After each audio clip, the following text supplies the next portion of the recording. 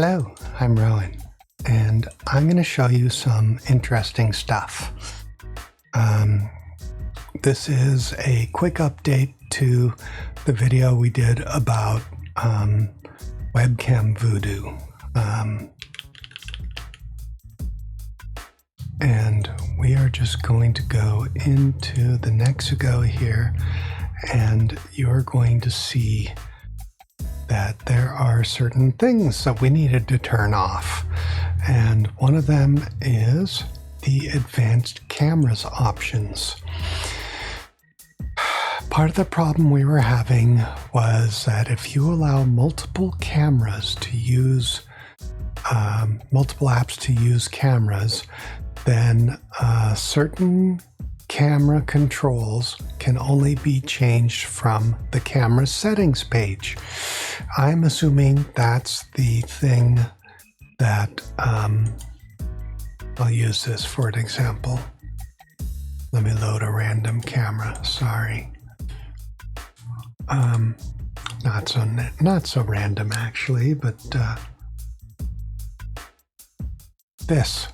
I'm assuming this is the camera setting page because this has all of the controls for your camera. This little thing, Serious Webcam Settings, we'll get to that in a second. So here you see that we have a limited number of controls here. Regardless of whether or not that thing is turned on, we have a limited number of controls. And, well, that's still Microsoft's fault, honestly. They have all those controls and they're on this other page, and for some reason they can't bring them over here and have them show up here. I don't know why.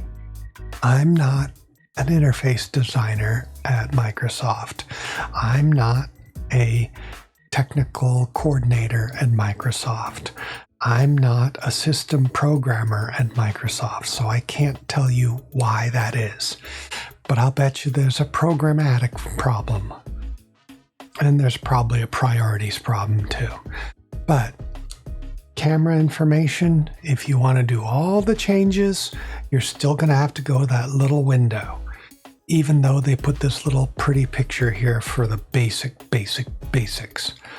And the advanced camera options, it still doesn't give you anything that's really advanced. In fact, one of the things in the advanced camera options turns on basic camera, which locks you out of everything else, limits camera features to the basics.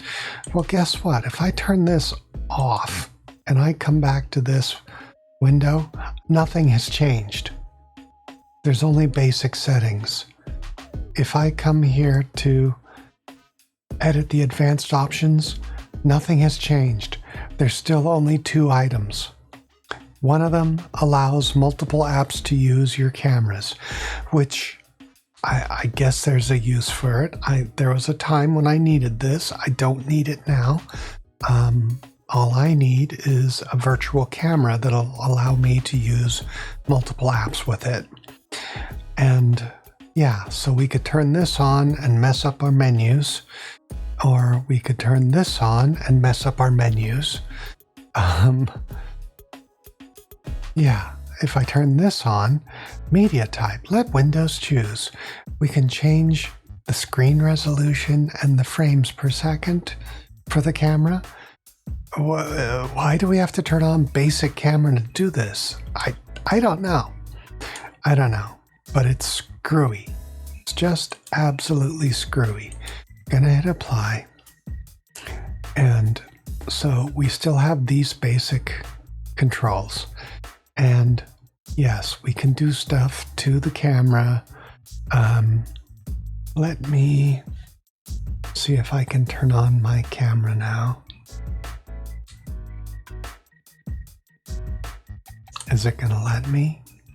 Of course not, because Microsoft has control of the camera right now.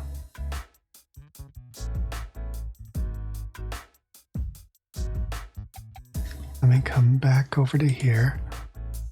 And then let me open the Nexigo.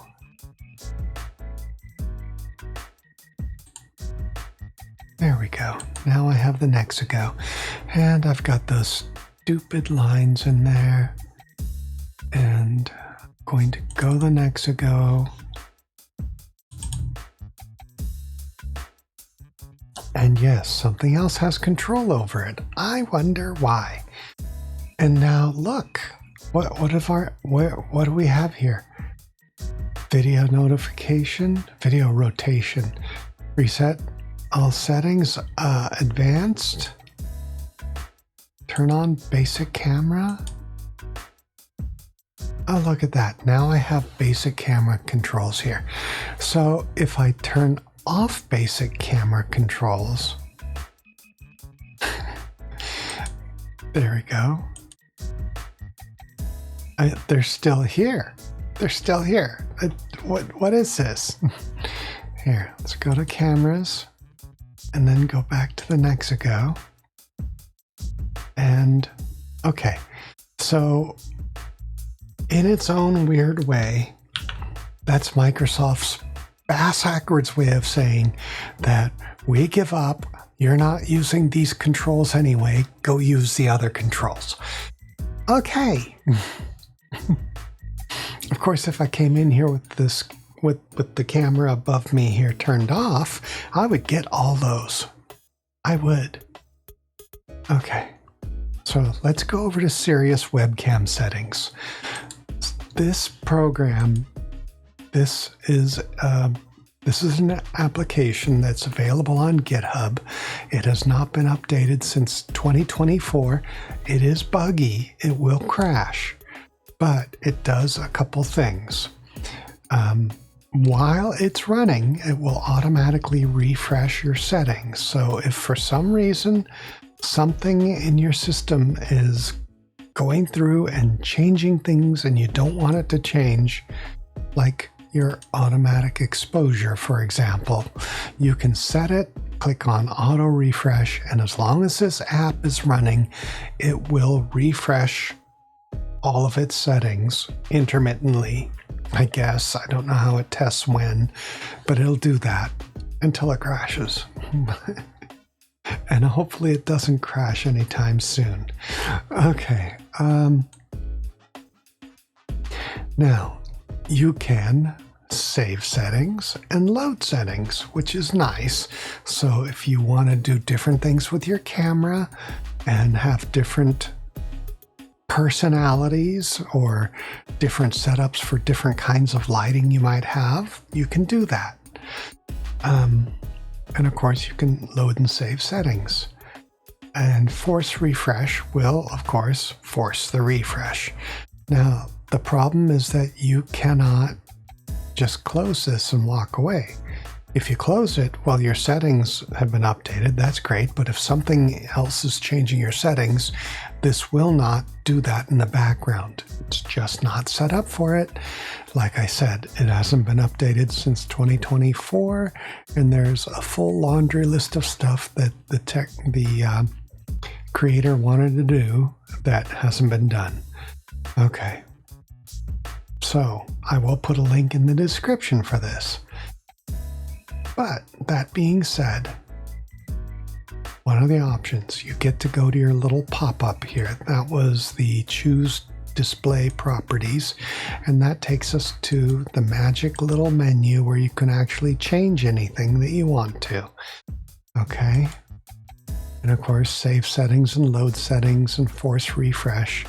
Now, the nice thing about this is that you can right-click on the app if you have it in your taskbar menu, and then you can open another instance of it just by clicking on Open.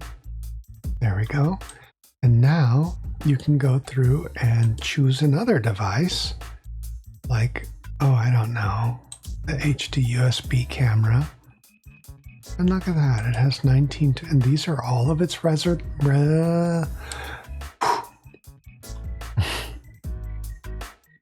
all of its resolutions. And then says video input is not supported. So hit OK. And now we have this other item here. Let me see. Can we see the preview? No preview. Okay. That's because it's not. Oops. Hit cancel. And let's turn off the preview. And of course, it has all of its settings that you can change. And of course, you can save all that stuff also, and it has an auto refresh. So you could have 3, 4 different cameras with different settings and have these things sitting somewhere that you can get to them and be able to tweak with things as needed. And so I guess that's version 3. Way number 3 to actually change your settings. Yeah, remember I said there were 2.5. And the 0.5 is possible download software that, basically does the same thing this stuff does. But this is one app that allows you to change various different camera settings. Now, it'd be really nice if we can get this guy to finish this job here, make it more stable, and do all that laundry list of stuff he wanted to do. Of course, right now he probably has a job, and he's being paid to do a job. So, oh well, this is what we have. That being said, I am hoping that this has cleared up some of the voodoo that's involved, and that it's helpful for you. And yeah.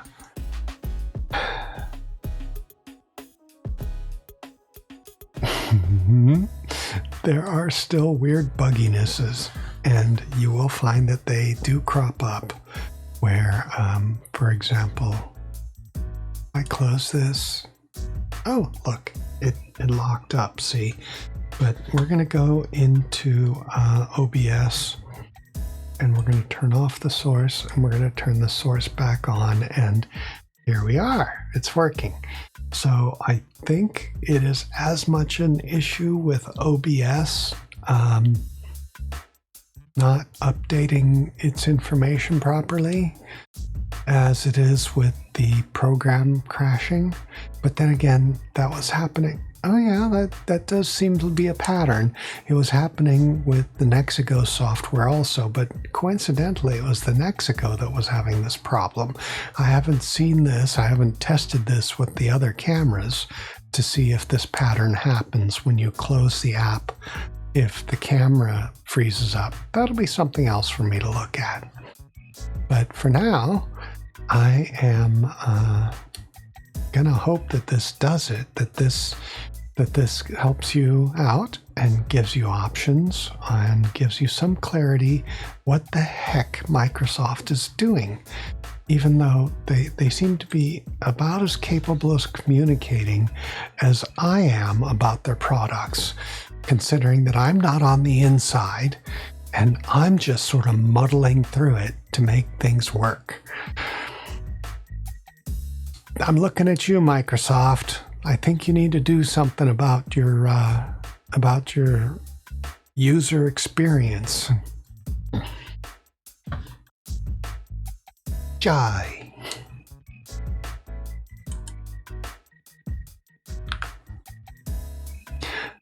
So, I do hope this was educational and informative, and maybe even a little, entertaining.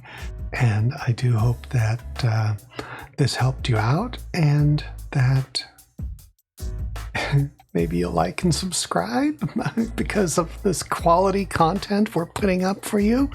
And I do hope you enjoyed your time here with me. And until I see you again, I hope that wherever you are, whatever you're doing, whatever time it is, you're having a great time.